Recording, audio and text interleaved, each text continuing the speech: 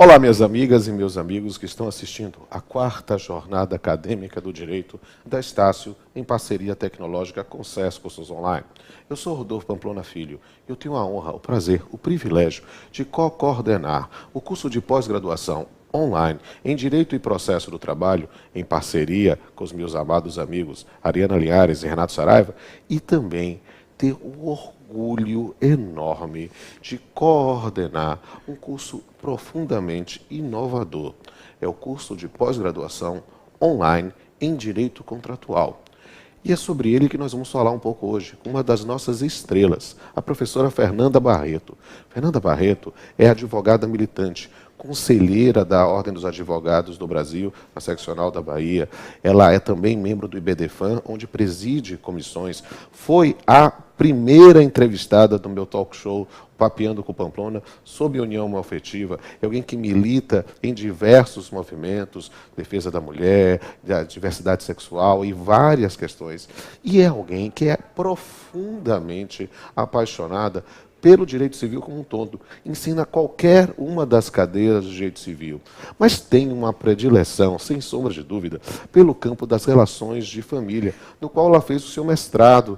Eu tive a honra de ser avaliador dela no mestrado, na banca de mestrado, e vi o seu talento, como ela é alguém pulsante. Disse, olha, sem sombra de dúvida, é um grande talento do magistério, e eu tive essa honra. Fui professor dela no passado, já sou um coroa, um velhinho, e ela tão jovem, mas ela é encantada, encantadora mesmo, encanta falando. Vocês têm a oportunidade de vê-la nas redes sociais, vê-la também na nossa aula, que ela é uma das estrelas. E que bom, Fernanda, recebê-la aqui na 4ª Jornada Acadêmica do Direito. Professor Pamplona, uma honra estar aqui ao seu lado em mais essa oportunidade. Tenho um prazer inenarrável de integrar o corpo dessa pós-graduação. Como você fez questão de ressaltar, sou civilista apaixonada pela área em que escolhi militar, trabalhar, civilista de carteirinha, como nós costumamos dizer.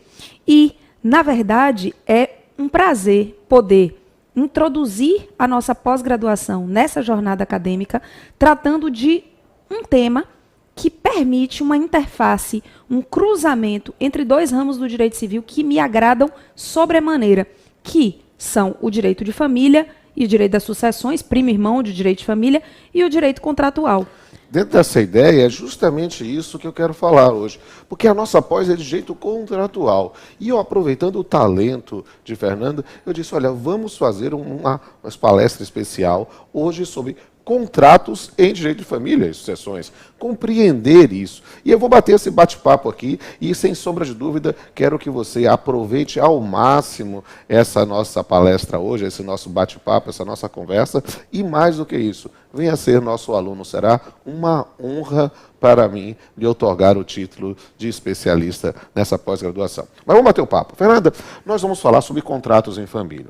E, sem sombra de dúvida, o tema dos contratos de família é importantíssimo. Note que o instituto básico do direito de família, a família, é constituída, muitas vezes, por um contrato especial de família, que é o casamento.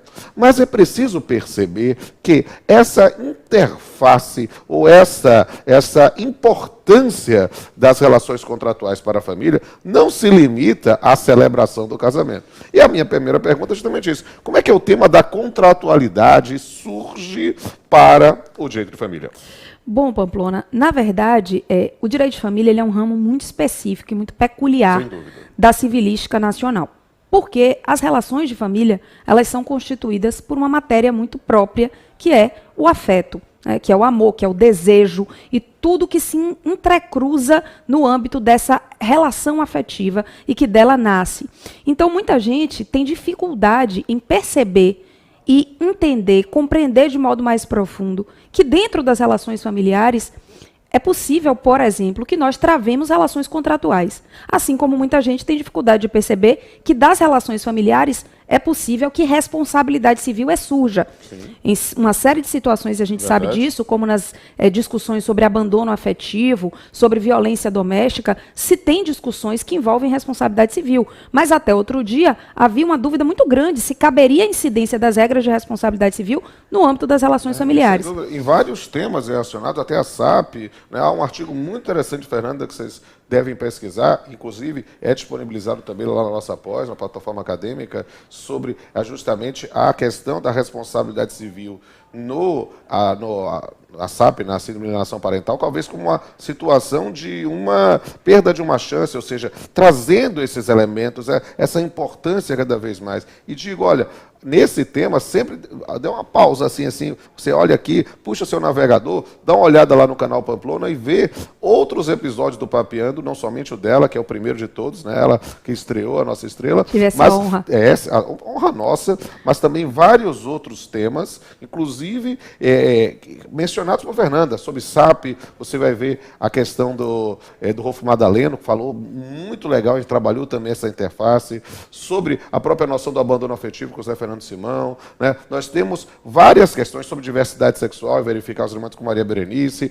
Há uma quantidade enorme de temas relacionados a esses aspectos da família, e do direito civil como um todo, e em especial na parte contratual. Siga aí, Fernanda. Pois bem, assim como a seara da responsabilidade civil foi muito questionada nesse cruzamento com o direito de família, muito se duvidou de se é possível a incidência de regras contratuais, de relações contratuais, de modelos negociais no âmbito das relações familiares. Mas isso, meus queridos, é indubitável. O direito de família ele está recheado de situações que envolvem negócio jurídico e contratos, assim como o direito sucessório, Pamplona, que eu sempre digo é primo irmão do direito das famílias. Eu vou dar alguns exemplos simples. Nós temos no âmbito do direito das famílias, Pamplona já bem pontuou, a relação de casamento. O casamento é tido hoje, pela maioria da nossa doutrina, como uma relação eminentemente negocial. A natureza jurídica do casamento seria a natureza de contrato. A natureza jurídica do casamento, diz o professor Camilo Colani, não é uma natureza estanque. Ela muda ao longo do tempo. Já houve um período em que fazia sentido entender o casamento como instituição. Hoje, não mais. Se a gente observa que é possível, por exemplo, Rodolfo, se divorciar em cartório, a gente entende que essa natureza é eminentemente negocial, porque eu tenho liberdade para formar e liberdade para desconstituir, podendo fazer isso, inclusive, sem a mediação do Poder Judiciário, fazendo através das relações cartorárias, administrativas. Contrato especial de direito de família. Exatamente. Do mesmo jeito que o casamento tem natureza eminentemente negocial, mas de um contrato sui generis, é obviamente necessário pontuar. Pontes de Miranda já pontuava, Maria Berenice Dias pontua hoje em dia, um contrato específico, muito peculiar, porque é um contrato que envolve afeto, desejo, aquilo que a gente já começou a aula, a palestra, a entrevista aqui mencionando. Além disso, nós temos união estável, e no bojo das uniões estáveis, que são hoje responsáveis por mais de 20% das relações afetivas que se tem no Brasil, né, mais de 20% dos casais que vivem juntos afetivamente, vivem no modo união estável, não vivem no modo casamento. E sobre união estável, veja também o Papeando que fizemos com Giselda Ironaca. Esse é um material que está disponível para vocês online, gratuitamente. E, obviamente, vocês, participando do nosso curso, também podem participar também das gravações do Papeando. É, sem sombra de dúvida, uma forma heterodoxa e inovadora de ensinar. Mas, pronto. Seguindo. A união estável, ela também tem uma natureza negocial, porque ela nasce da ideia de composição, de encontro de vontades e de uma série de deveres jurídicos e de direitos que nascem a partir dessas vontades.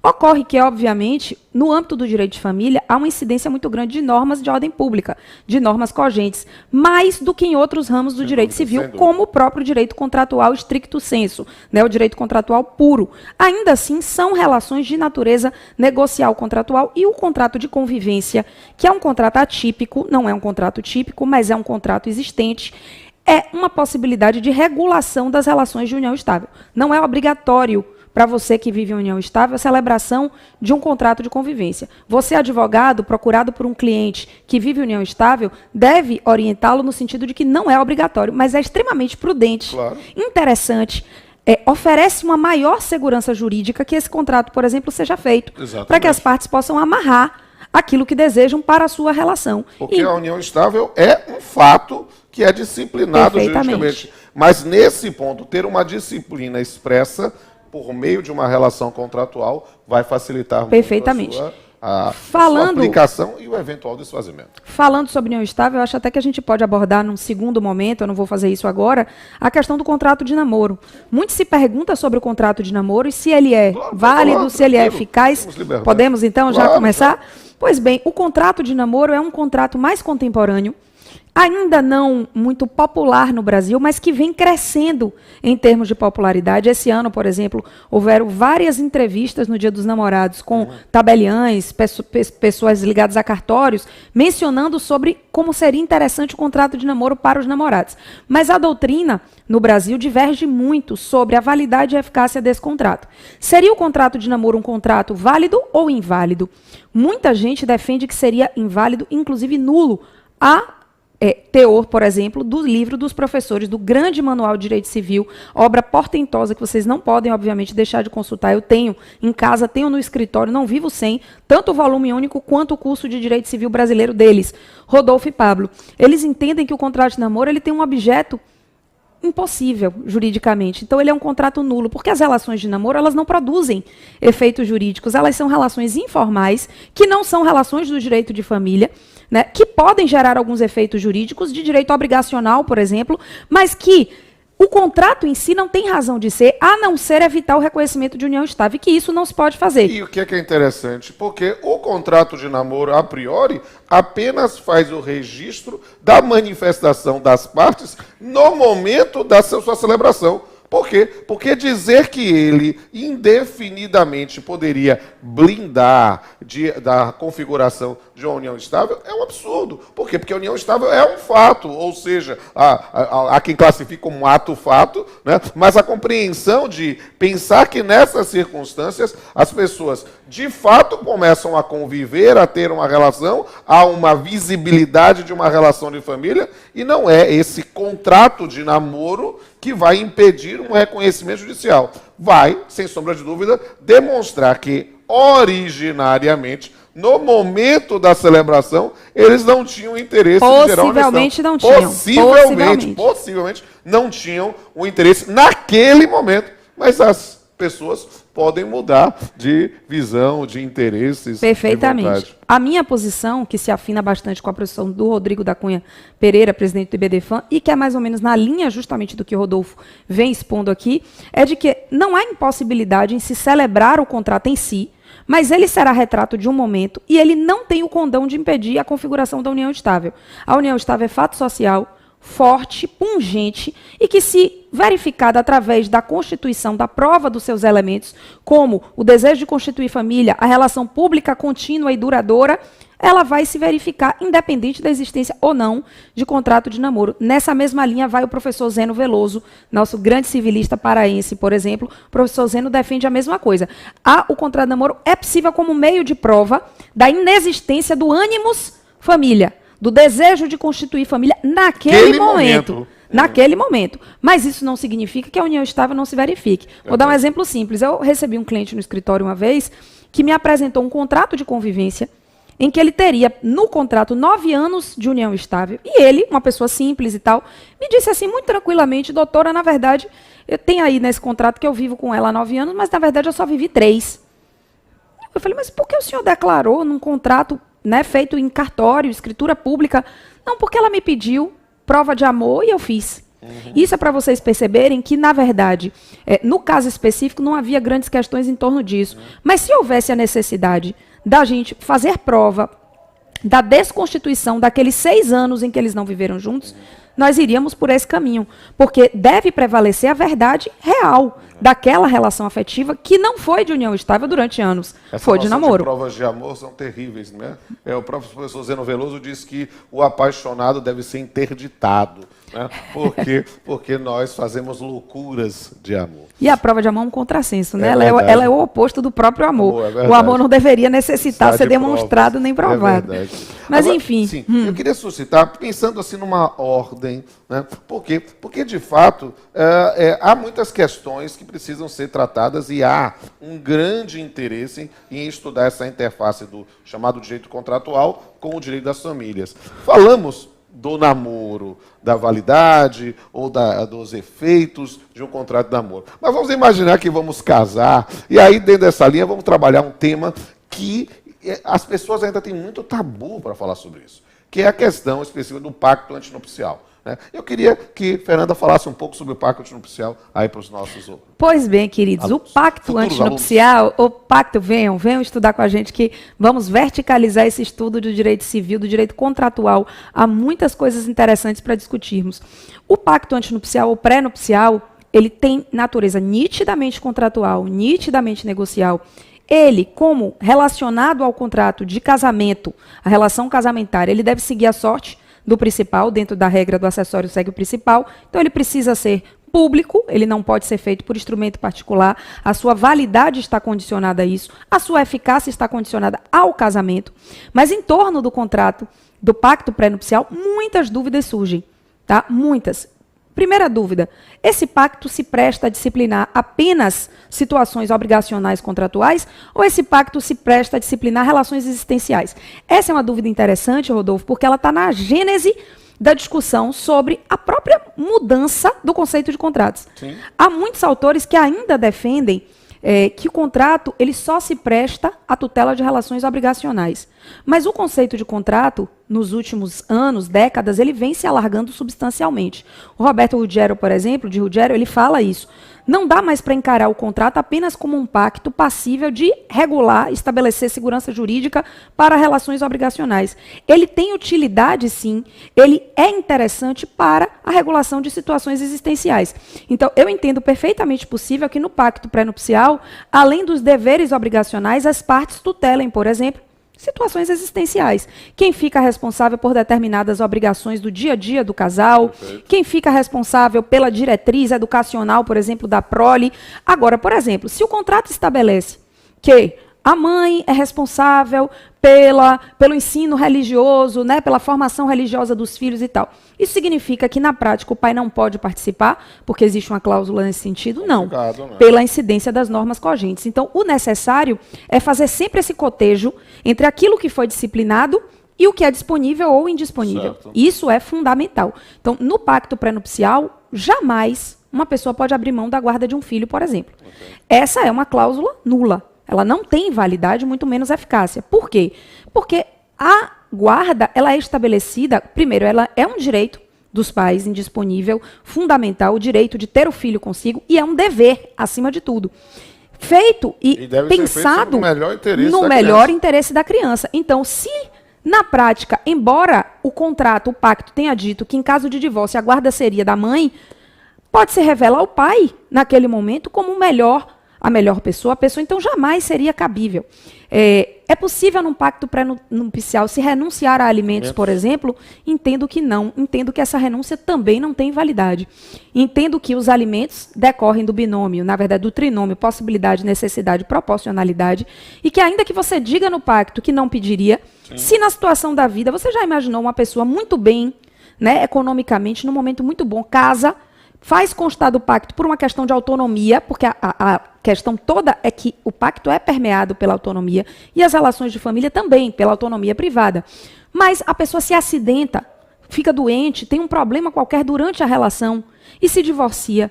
Fatalmente ela precisará de alimentos. Se ela não tem uma situação familiar confortável, prévia, etc., ela vai precisar dos alimentos daquele cônjuge. E pelo princípio da solidariedade, esses alimentos devem ser prestados. Em regra, não indefinidamente. Essa ideia do indefinido, dos alimentos para sempre, do ex-marido que é emprego da ex-mulher, isso não existe mais.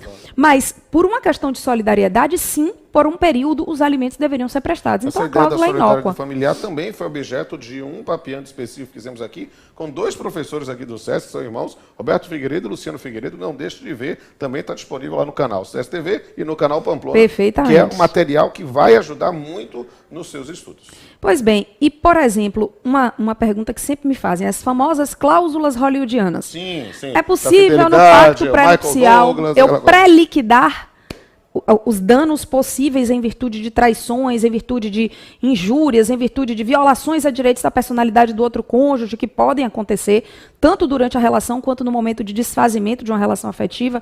A doutrina brasileira é bastante reticente com as cláusulas hollywoodianas, principalmente essa questão da traição. Sim. Por traição, a Catherine Zeta-Jones e o Michael Douglas, né, celebraram um pacto que ficou famoso. Por isso, cláusulas hollywoodianas, porque nos Estados Unidos e, sobretudo, em Hollywood, os atores costumam celebrar esse tipo de pacto. No dela, constava uma cláusula de que, se ela se separasse em função de traição do marido, a cada ano de casada, ela faria jus a $3 milhões a mais, se o casamento acabasse em traição. Em contrapartida, ela teria que prestar sexo, né, estar disponível para sexo X vezes por semana, porque o Michael Douglas ficou conhecido, né, todo mundo sabe, como uma pessoa que tinha um vício em sexo. Então, para que ele cumprisse a parte dele, né, uma espécie de rebus sextantibus, uma espécie de... Enfim, ele... Não vamos dizer que é um venire contra facto próprio, né? Não, uma exception non adimplente contractus. Eu acho que seria essa. Ela só poderia exigir a parte dele se ela tivesse cumprido a dela exatamente essa questão. No Brasil, não há uma boa vontade, digamos assim, da doutrina por se entender que as cláusulas violariam a dignidade da pessoa humana.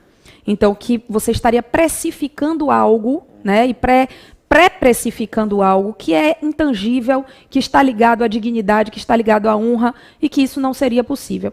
Existem várias questões nesse sentido, mas é muito interessante o pacto, é interessante que ele seja mais popularizado. Para botar uma pimenta nessa... Que, a priori, confesso aos senhores que não tenho restrição sobre a possibilidade disso. A cláusula seria nula quando dissesse que eu tivesse efetivamente alguma cláusula que me proibisse do exercício de algum fato. Por exemplo, no exercício de me divorciar. Ou seja, é um direito potestativo e, nesse ponto, eu celebrar um pacto antinupcial que estabelecesse isso seria nulo de prejuízo. Mas, por outro lado, você tem, por exemplo, eu também tendo a uma postura mais liberal, mais flexível com relação às cláusulas hollywoodianas. Mas, por exemplo, essa cláusula que traria para a mulher um dever de relações sexuais, eu já acho que ela não é cabível. Perfeito. Por conta do débito conjugal. Isso. Aí, esse elemento, essa ideia dessa contraprestação lá, é algo que aí, claro que poderia ser, se ela for declarada nula, a cláusula como um todo ser declarada nula, porque eu não poderia imaginar essa noção de uma equivalência das condições. Exato. Mas, partindo do pressuposto, abstraindo esse elemento, que este, sem sombra de dúvida, é talvez o mais complicado, por quê? Porque às vezes as pessoas podem não ter, nesse ponto, vontade de ter relações sexuais, mas o que é interessante, partindo do pressuposto só e somente de uma precificação da reparação, poderíamos tratar a matéria só da precificação como cláusula penal. É uma pré-tarifação de perdas de danos. É justamente a ideia da cláusula. Imaginar nessa circunstância, que eu não vou ficar discutindo ao Poder Judiciário qual é o valor ou não, mas, por ser uma pré-tarifação de perdas de danos, por ser uma cláusula penal, vai trazer em si toda a disciplina normativa da cláusula penal,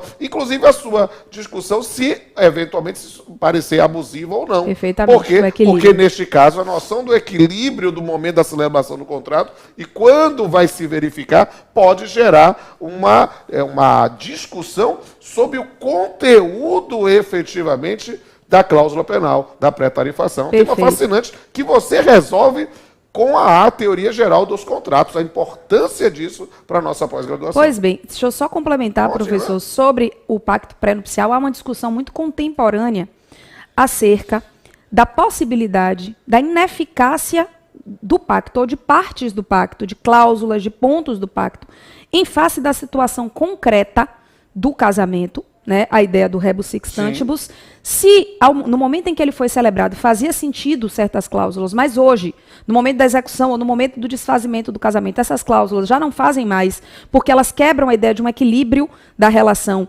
já que a situação concreta foi alterada, né, os eventos posteriores alteraram o panorama do casamento, se esse pacto continuaria sendo integralmente eficaz.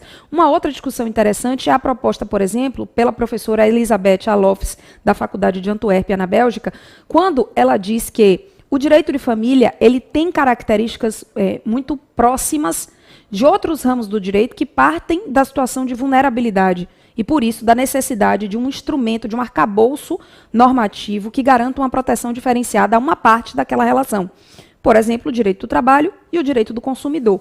Então, ela defende que, no caso concreto, a igualdade aplicada irrestritamente pode ser veículo para injustiças no campo do direito das famílias. Então, que seria possível se alterar o conteúdo de um pacto dentro de uma relação familiar para se garantir uma isonomia substancial, por exemplo, da mulher ou da criança em determinadas situações.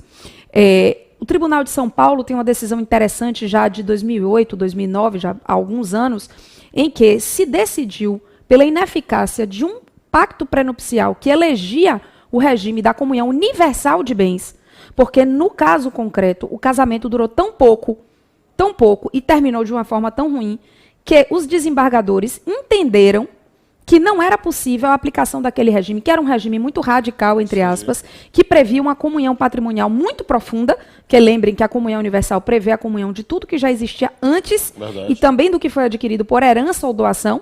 Entendeu-se que não se justificava a permanência daquilo que fora decidido a priori, porque a situação concreta se mostrou absolutamente diversa da expectativa inicial de quem firmou o pacto. Temos uma decisão interessante, mais recente, inclusive, no sentido do reconhecimento do erro no campo do casamento, erro sobre a pessoa do outro cônjuge, com base no artigo 1557, numa situação em que o sujeito casou-se com uma moça muito mais nova e que, durante o casamento, também de muito curta duração, ela o maltratou, ela não esteve com ele no momento de doença, entendeu-se que era possível anular esse casamento em função de erro. Então, a gente percebe que, no caso concreto, é aquilo que falávamos no começo aqui da nossa conversa. O direito de família, ele é palco de uma série de situações negociais, contratuais, mas nunca é possível esquecer que você está falando de relações familiares. Verdade. Então, elas são relações muito específicas e precisam ser olhadas sob as lentes dos valores do direito das famílias. Então, o afeto não é um valor no direito contratual estricto sensu. Se bem que mais ou menos, né? Existe o affectus societatis e tudo mais. Mas, em geral, você não se importa se um vendedor tem afeto pelo comprador, se o locador tem afeto pelo locatário. Você vai disciplinar essas relações com base em boa-fé, com base em outros princípios. No direito contratual, no direito de família, a boa-fé, por exemplo, ela tem incidência. Ela é princípio cogente. Mas nós temos outras questões, como a questão do afeto, como a questão do desejo, que não podem ser esquecidas e que nos trazem uma série de debates sobre isso. Essa questão é muito interessante para um tema que está na ordem do dia, muito recente, lembrei para a gente poder citar isso, que é o tema do poliamor. Né? Recentemente, o CNJ, numa decisão administrativa, proibiu o registro das escrituras públicas, o que tem natureza efetivamente contratual, né, de uniões poliamoristas ou poliamorosas. Essa é uma questão interessantíssima, sabe por quê? Porque, primeiro, para a gente discutir no campo do direito processual, do direito constitucional, se o CNJ poderia fazer isso. Por quê? Porque é certo que o CNJ tenha uma atividade administrativa de fiscalização sobre os aspectos, mas o fato é que a relação jurídica entre as partes, dentro deste fato de uma união estável e poliamorosa, poliamorista, ela pode ser disciplinada nos seus efeitos, pelo menos interpartes, através de uma relação contratual. Não quero discutir, né, podemos discutir, depende do que a Fernanda quiser, é ela que manda, ela é a estrela do show, eu sou apenas aqui o apresentador e coordenador da pós, né, sobre a conveniência ou não dessa decisão do CNJ. Mas o fato é que há, na sua opinião, Fernanda, algum impedimento para se fazer uma certidão de uma união estável poliamorosa? Não vejo nenhum impedimento, Rodolfo. Inclusive, publiquei no meu Instagram, Fernanda Leão Barreto é o meu... Nanda Leão Barreto, estou esquecendo até o meu Instagram. Nanda Leão Barreto é o meu Instagram. Eu posso botar de cima da idade. Barreto com 2 T's. Barreto com 2 T's. Eu publiquei um vídeo, por exemplo, comentando a decisão no seguinte sentido. Entendo que não há nenhum impedimento para que 3, 4, 5 pessoas compareçam juntos a um tabelionato de notas e declarem que vivem de tal forma e, caso haja o desfazimento da sua relação, desejariam que seu patrimônio fosse dividido de tal forma, né, a guarda de eventuais filhos fosse... Agora, o que é necessário é que o tabelião esclareça a essas partes que não necessariamente essa escritura será considerada válida e eficaz pelo Poder Judiciário. Porque, de fato, o tema do poliamor é um tema controverso. Isso, perfeito. No meu sentir, não há impedimento nenhum para a existência de família poliamorista, porque família é fato social. Exato. Família é fato da vida, não é a norma que cria família. O direito das famílias nos ensinou isso nos últimos 30 anos, a partir da Constituição Federal de 88 e o artigo 226, cláusula geral de inclusão das famílias, ficou claro, não é a norma, não é o legislador, é a vida. Cabe ao legislador reconhecer e disciplinar aquilo que não for impedido pela norma. Não há impedimento, há impedimento para a bigamia, há impedimento para o casamento, mais de uma vez, porque bigamia é crime e é casamento nulo, artigo 1521. Mas para uma relação estável, as relações poliamoristas existem. Ainda que não seja o meu modelo de vida, não seja o modelo de vida de Rodolfo ou o seu, ainda que a gente simpatize ou não com elas, que as nossas questões morais, éticas, religiosas nos façam encarar esse tema com mais ou menos abertura, isso não significa que elas não existem. Elas existem, elas precisam ser incluídas no laço jurídico. Observe, Rodolfo, as famílias homoafetivas até 2011 viviam alijadas da disciplina jurídica do direito das famílias. Um casal de 2 homens ou 2 mulheres juntos há 20 anos era obrigado a discutir sua situação em vara cível.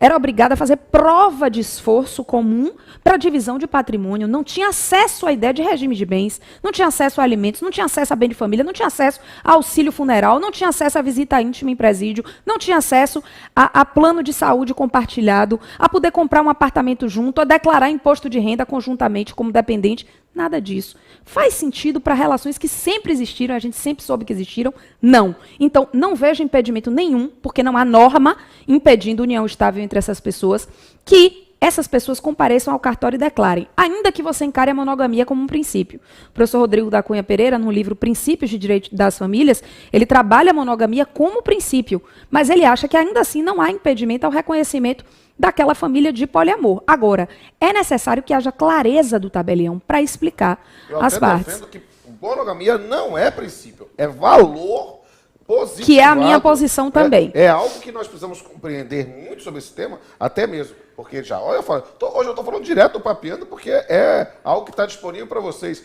Para o Papeando que eu fiz sobre poliafetividade com Pablo Malheiros, também interessa, foi na primeira temporada, eu sou que nem Netflix, estou na 5ª temporada. E na verdade, perceba uma coisa, eu estava aqui ouvindo você falar e pensando o seguinte, é muito melhor para nós, juristas, que vamos enfrentar o poliamor nos tribunais, é muito melhor para os juízes, para os promotores, para os defensores, para os advogados, se depararem com situações de poliamor em que as partes conseguiram pelo menos declarar o que desejavam para a sua vida. Você tem pelo menos da autonomia da vontade. Isso, você tem a prova de que naquele momento as partes viviam daquela forma. É muito melhor do que uma situação de poliamor chegar aos tribunais sem nenhum tipo de declaração prévia, numa situação confusa, entende? Do mesmo jeito que é salutar que se faça o contrato de convivência para a união estável de 2 pessoas, seria para a união de mais de 2 pessoas, ainda que essa outra união ainda esteja graçada de controvérsia sobre possibilidade jurídica do seu reconhecimento ou não. E lembrei, falando de poliamor, de um outro tema, Pamplona, muito contemporâneo na discussão entre contratos e família, que é o tema da coparentalidade. Perfeito, perfeito. A coparentalidade é a possibilidade de que 2 pessoas se unam para ter um filho sem serem um casal. Elas não querem ter relações sexuais e, às vezes, nem afetivas entre si. Elas querem se unir num projeto parental porque desejam que o seu filho tenha a figura de pai e mãe. Tá? Elas desejam que o filho, elas não querem a produção independente. Ele é o oposto da produção independente. A pessoa não quer ir numa clínica de reprodução e conceber esse filho sozinha ou numa inseminação caseira. Ele deseja que o filho tenha um pai e tenha uma mãe. Nessa situação jurídica, é possível se celebrar um contrato estabelecendo deveres e direitos para esses pais, que vão se tornar pais não por relação afetiva ou sexual, mas numa situação coparental? Entendo perfeitamente possível.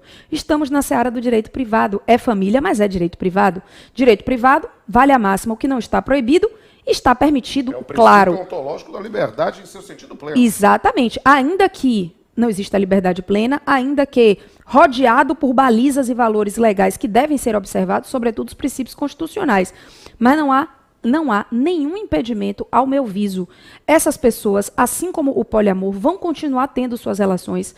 A coparentalidade hoje, ela conta, por exemplo, você encontra em site um site chamado Pais Amigos. Se você digitar, você vê uma série de pessoas participando de discussões sobre coparentalidade. O Facebook tem uma página de coparentalidade já com não sei quantos seguidores.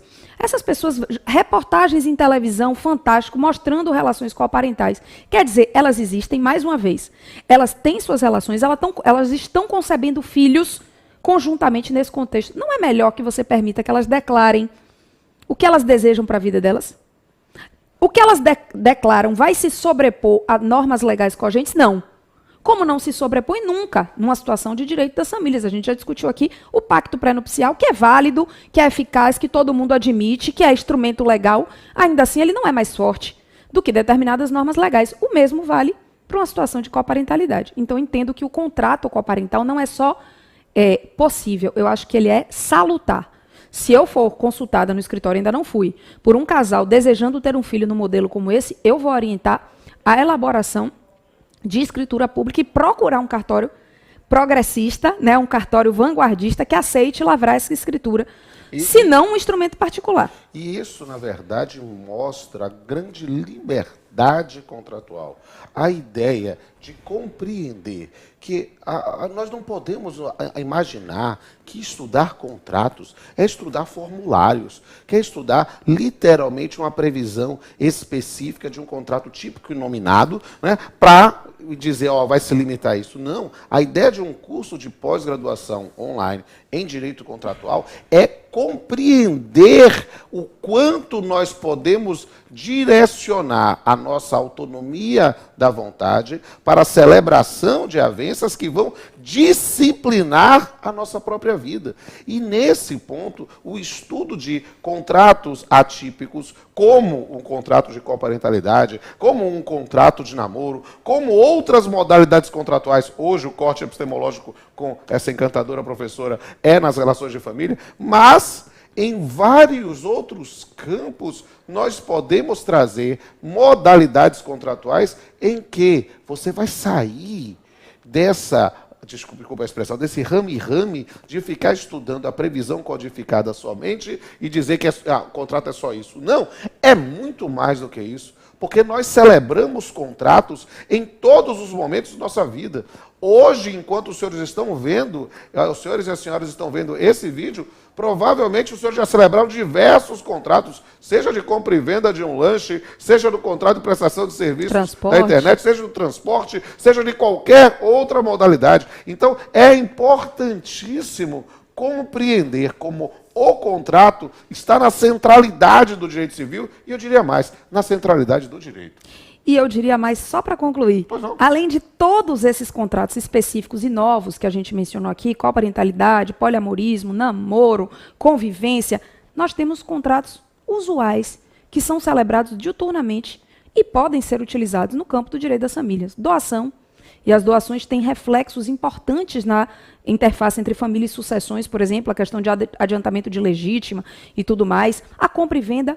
O Código Civil permite a compra e venda entre cônjuges, inclusive, desde que seja referente a bens não incluídos na meação, mas essa é uma discussão que eu tenho reflexões sobre ela também, esse ponto codificado é interessante, e uma série de outros contratos.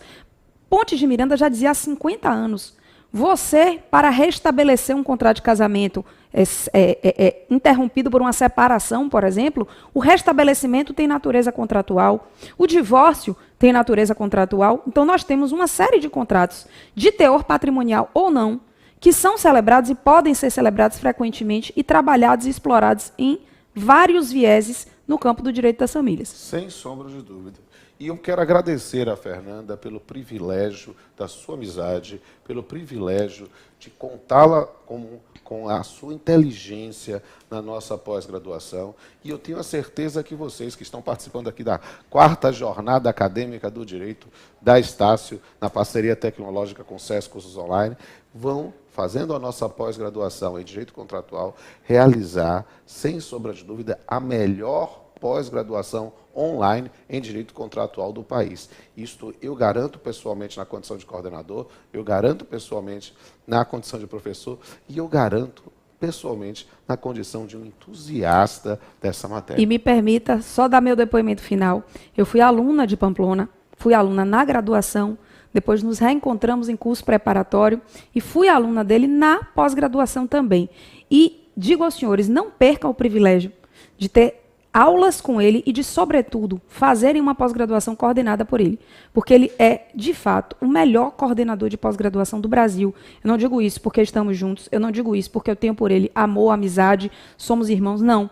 Eu digo isso porque eu conheço de perto o jeito Pamplona de gerir, de coordenar. Rodolfo tem uma coordenação de pós-graduação impecável. Ele se preocupa com todos os aspectos. A pós-graduação do SES, ela se pretende completa, ela se pretende profunda, verticalizada, e ele, o selo de qualidade dele garante isso. Então vai ser um prazer enorme estar aqui com os senhores para discutirmos vários temas dos direitos contratuais. O que dizer depois disso? Só dizer que eu quero muito ter a honra, o prazer e o privilégio de ser seu coordenador, de ser seu professor e de lhe outorgar o título de especialista em direito contratual da Estácio em parceria tecnológica com o SES. Até a próxima.